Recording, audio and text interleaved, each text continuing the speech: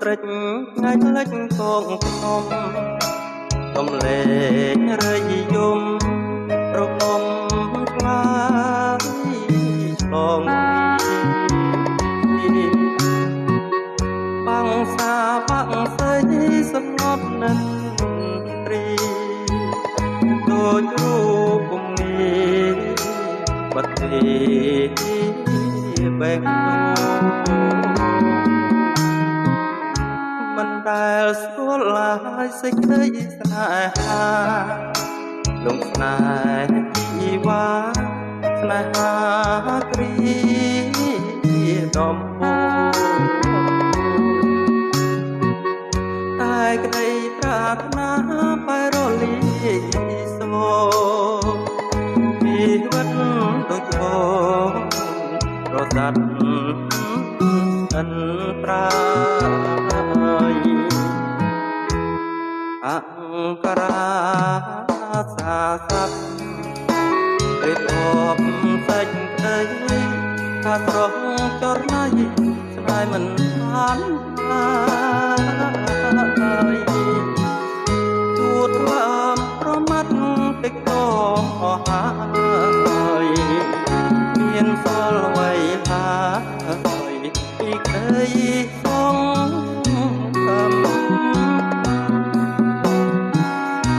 អាសូរលួងចិត្តអាណិតបែកតោ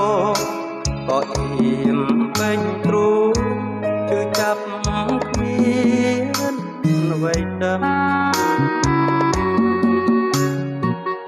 ជុំងឺស្នេហា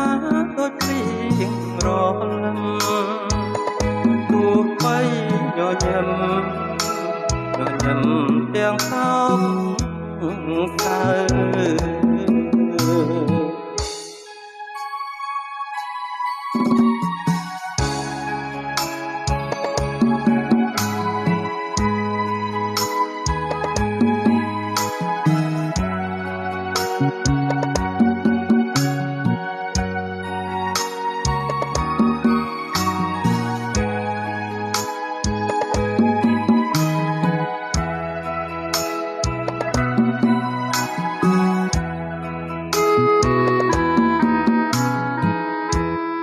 អង្គរា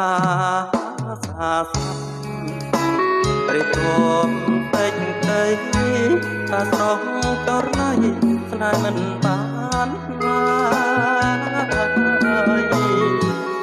សួរថ្លើមប្រមាត់តិចតអស់ហើយមានសល់អ្វីឡើយពីក្តីសងខឹមអាសូរលួងចិត្តអាណិតបែកតោក៏អៀមពេញគ្រូជឿចាប់គ្មានអ្វីដឹងជុំងឺស្នេហាដូចព្រៀងរលឹមទោះបីញញឹម